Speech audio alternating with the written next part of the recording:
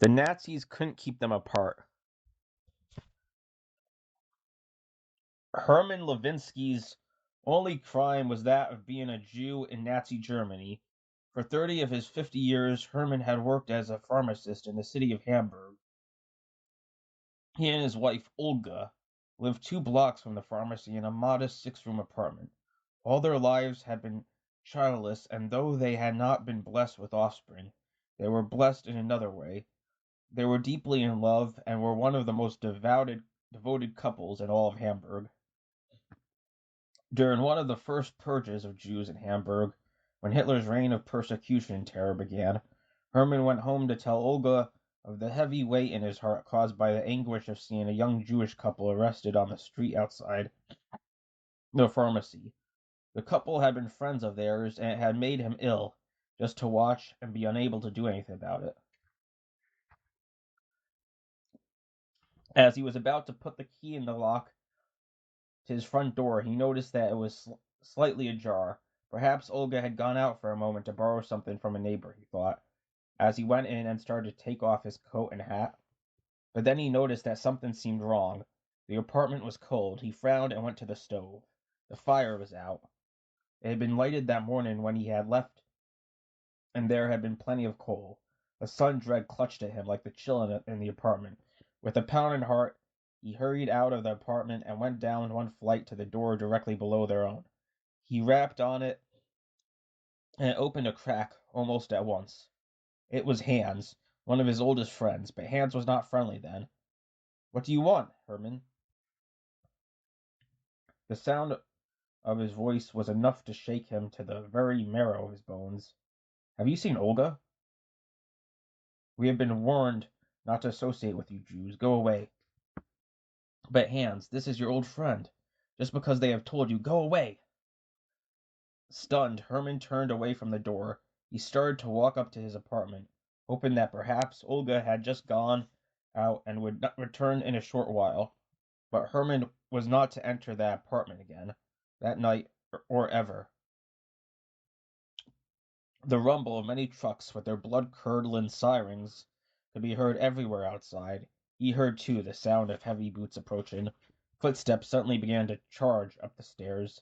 Next door and in the houses throughout the neighborhood, a squad of Nazi stormtroopers stopped him, grabbed him, and dragged him roughly down the stairs to a waiting truck.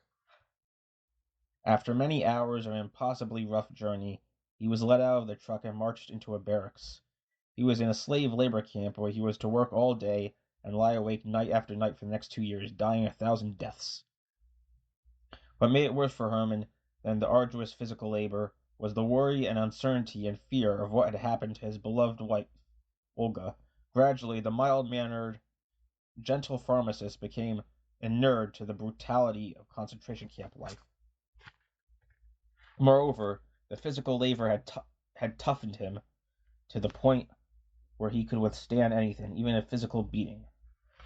The day when a new contingent of slave laborers arrived nearly 2 years after he had been at the concentration camp was the day when Herman's hopes soared. Among the new arrivals was a man who had known both Herman and his wife. They were able to huddle together to keep warm later that evening when they were finally permitted to rest. The guards were not watching, and Herman had the first news of his wife since the day of his arrest. Olga had been arrested too. She had not escaped as he foolishly hoped. She had been confined in a women's labor camp less than 70 kilometers from the concentration camp they were in. The man, whose wife was among the inmates, along with Olga, had been planning for some time to escape and to rescue his wife. Since they both were in the same position, perhaps they could help one another, he suggested.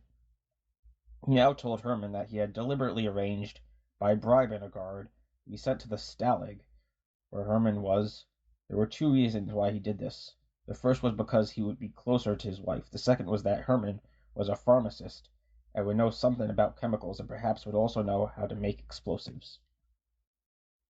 Herman agreed at once. The plans were made, and the newcomer arranged to have the necessary chemicals smuggled into the camp. During a snowstorm one night, Herman and his friend escaped. They found shelter from the storm in the forest and eventually worked their way to the women's prison camp, sleeping by day and traveling by night, managing to make a few kilometers each day. Once they reached their destination, they found themselves faced with an insurmountable task. The camp was heavily guarded, and an electrified fence surrounded both the outer and inner boundaries of the compound. But Herman was undaunted. He and his companion decided upon a daring plan. They would blow up the guard towers and the building in which the electric generator was housed and attempt to set the entire barracks area on fire, where the Nazi garrison guarding the camp was billeted. Just as they were set to put their daring plan into action one night, a convoy of trucks arrived, and every woman confined in the camp was taken away. Herman wept openly as he watched. His companion, unable to believe his own eyes, snatched up several of the homemade bombs and charged the prison guard position, cursing, shouting, and yelling as he hurled the grenades. Horror-stricken, Herman watched as the first bomb exploded just short of its mark, the guard tower at the entrance. Suddenly, a dozen rifles and machine guns turned in the man's direction and chopped him down. Defeated, his hopes dashed. Herman gathered up the few effects the man had left behind, packed them into a bundle with his own things, and began to trudge north. Weeks went by. Somehow Herman wandered north and managed to cross the German border without being captured. In a daze, he found himself in Copenhagen. How he got there and how he had managed to stay alive all that time, he does not to this day know. Moreover, why he went there, what force impelled him to go on, is still a mystery. He found work at a Copenhagen pharmacy, the only work he knew. Months passed, then 1 year, then 2. The war was still raging. Hitler was still at the height of his power, but Herman was like a living dead man. He lived in the past, sometimes even talking to himself when he was alone in his small room. Then one morning in April of 1943, Herman felt a strange compulsion to walk. Instead of going to work that morning, he wandered around the city. As though obeying some uncanny supernatural impulse, he boarded a bus, paying the fare as he got on, not asking where the bus was going, not stopping to think or ask himself where he was and why he was there.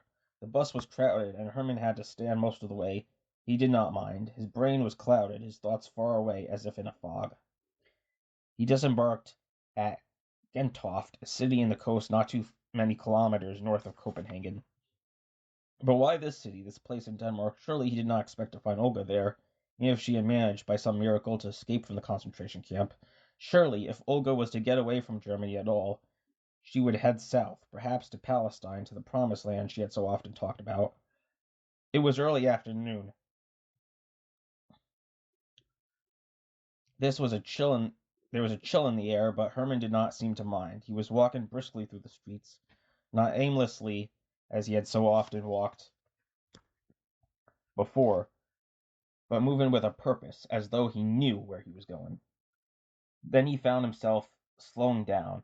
He was in a marketplace. Tradespeople were hawking fish and cheeses and baked goods, but he moved by them without seeing them. And then Herman stopped before a fish stall. His tired eyes were fixed in a steady gaze on the back of a woman's head who was tending the stall. As though she felt him staring at her, the woman turned. Her eyes opened wide in surprise and recognition. Suddenly she cried out and rushed toward him with her arms extended. It was Olga. By some miracle, by some unexplainable force, Herman Levinsky had been reunited with his wife. And all the while, Olga had never ceased believing that some day, somehow, Herman would find her. She had managed to escape from the convoy, which had removed her from the concentration camp by an odd piece of luck. Noticing that the guards were standing with their backs to the truck she was on while the convoy had stopped to refuel, Olga climbed down and casually walked away. She hid in a ditch until the trucks had resumed the journey, then began to walk north, where she was found by some peasants who sheltered her and put her in touch with the underground. From there she was taken to Denmark and was given a job in the fish market where Herman found her. But how did you know I was alive?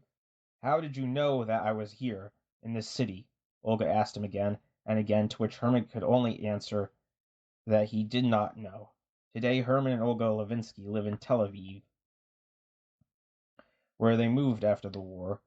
Herman still works as a pharmacist, and when he comes home at night, he does not look to see if there is a fire in the stove to warm the house. It does not get cold in the promised land.